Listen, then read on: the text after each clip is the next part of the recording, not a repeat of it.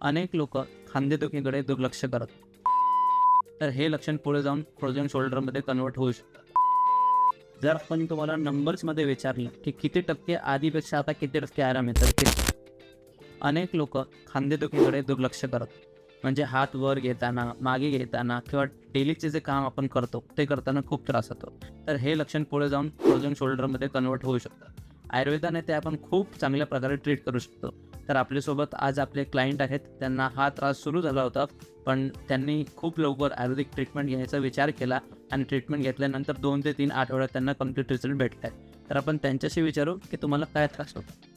माझं हा हात लेफ्ट हँड उचलतच नव्हता वरती.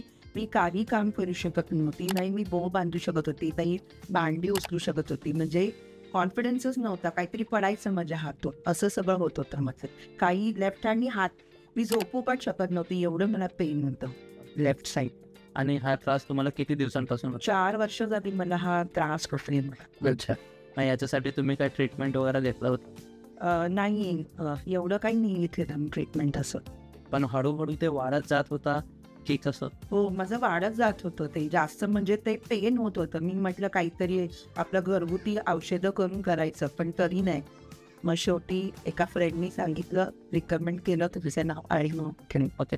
पण जेव्हा स्टार्ट झाला तेव्हापासून आतापर्यंत तुमचे कोणते कोणते कामावरती त्याचा इफेक्ट दिसायला सुरू झाला? ॲक्च्युली मी स्कूलमध्ये आहे. आम्हाला बोर्डवर लिहायचं वगैरे असतं किंवा मुलांना हात पकडून त्यांच्याकडनं लिहून वगैरे घ्यायचं, तेव्हा मला भरपूर प्रॉब्लेम व्हायचा. किंवा मुलांना पकडून त्यांचा हात पकडायचा आणि किंवा लिहायचं ते मी करू शकत नव्हती. भरपूर पेन व्हायचं माझ्या हँड लेफ्ट हँड. ओके. मग तुम्हाला इथे आपण जेव्हा ट्रीटमेंट सुरू केलं तर आपण कोणते कोणते पंचकर्म तुम्हाला करायला सांगितलं होतं? आपलं पोटली मसाज होतं. मग ते नाडी नाडी आणि व्यायाम सांगितलेला मला मी ते करत. तर या पंचकर्माबद्दल आपण डिटेलमध्ये दुसऱ्या व्हिडिओजमध्ये तुम्ही जाणून घेऊ शकता की हे पंचकर्म काय असतात आणि ते कशासाठी करतात, ते आपण जाणून घेऊ नेक्स्ट व्हिडिओजमध्ये. पण आमच्याकडे हे ट्रीटमेंट सुरू केल्यानंतर तुम्हाला कसं कसं हे बरं वाटायला सुरू झालं ते सांगा. म्हणजे पहिले आपण मेडिसिन्स घेतलं, पहिले 1 आठवडा, त्याच्यानंतर थोडासा बॉडी प्रिपेअर करू, मग आपण पंचकर्माकडे घेऊ. हो मग काय बदल तुम्हाला? हो, ॲक्च्युली मला विकनेसही होता, भरपूर विकनेस होता. मला थायरॉईडचा प्रॉब्लेम आहे. माझे दोन्ही ग्लँड्स काढलेले आहेत. माझं कॅल्शियम वगैरे होत नव्हतं. पण जसे औषधं मी घेतली तसं तसं मला म्हणजे असं कॅल्शियम कमी म्हणजे स्टेबल झाल्यासारखं मला वाटलं. म्हणजे चक्कर येणं किंवा हातांना मुंग्या वगैरे येणं, ते सगळं माझं स्ट्रॉंग झालं. आता पायानं आणि तुमच्या खांद्याच्या हालचालमध्ये आता तुम्हाला किती % रिलीफ वाटतं? भरपूर छान वाटतं. म्हणजे जे मी केस वगैरे विसरत नव्हते किंवा काही करत नव्हती किंवा एखादं भांडं उचलून मी बाजूला ठेवू शकत नव्हते, आता मी कॉन्फिडेंटली ते मी बाहेर घेऊन जाऊ शकते किंवा केस स्वतःच्या हाताने. नाहीतर मला कोणतरी आधार लागायचा केस विंचरायला वगैरे. आणि आता मुलांचीही मी काही त्यांचं काम करताना वगैरे मी कॉन्फिडेंटली त्यांना हे करून होल्ड करून मी करू शकते, असं कॉन्फिडेंट आहे मी. अच्छा. जर आपण तुम्हाला नंबर्समध्ये विचारलं की किती टक्के आधीपेक्षा आता किती टक्के आराम येतात, किती टक्के? 100% सांगितलं. काय तस ठीक आहे.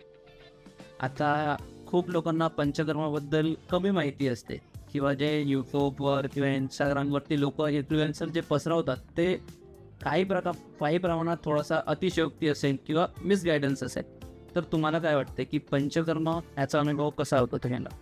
ॲक्च्युली कसं आहे ते पंचकर्म लेट का होईना त्याचे रिझल्ट दिसूनच येतात. आणि आता ते मला जाणवतंयच भरपूर. म्हणजे माझ्यात भरपूर बदल झाला त्याच्यामध्ये औषधात. ठीक आहे. आणि आधी कोणते काम तुम्ही करू शकत नव्हते आणि आता ट्रीटमेंट केल्यानंतर तुम्ही करू शकता ते मी आता म्हटलं तर मी अशी सगळीच कामं करू शकते आहे. तसेच जसे म्हणाले मी केस बांधणं किंवा कानी करणं म्हटलं तर ते मी करू शकते. आता जर अजून काही पेशंट असतील ज्यांना हा सिमिलर त्रास असेल किंवा फ्रोझन शोल्डरचा त्रास असेल तर तुम्ही त्यांना काय suggest? First and the foremost त्यांनी स्वतःची ती काळजी घ्यावी आणि त्यांनी लगेच त्याच्या ट्रीटमेंट केली पाहिजे. आणि पंचकर्म हे सगळ्यात बेस्ट ऑप्शनिटी असतात. आता आपला ट्रीटमेंट जरी कम्प्लीट झाला आहे तरी आपण तुम्हाला काही पथ्य सांगितलेत की तुम्हाला कंटिन्यू ठेवायला लागेल, तर ते काय त्याचा? हो, ते म्हणजे कसं लवकर जेवायला पाहिजे तुम्ही. असं. आणि मग थोडे दिवसासाठी का होईना म्हणजे जेव्हा मेडिसिन चालू असताना ते खिचडी खाणं संध्याकाळचं इव्हनिंगचं ते होतं.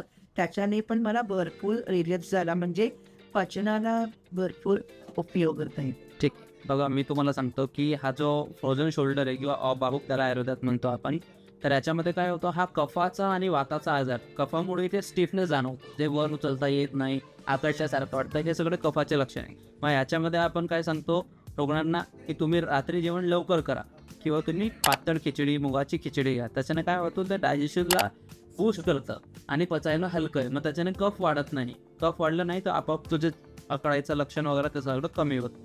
ठीक आहे. आता शेवटचा एक प्रश्न विचारतो की एका वाक्यात जर सांगायचं असेल तर तुमचा अनुभव काय आहे? Fantastic. It was really fantastic. It's okay, thank you. Thank you sir.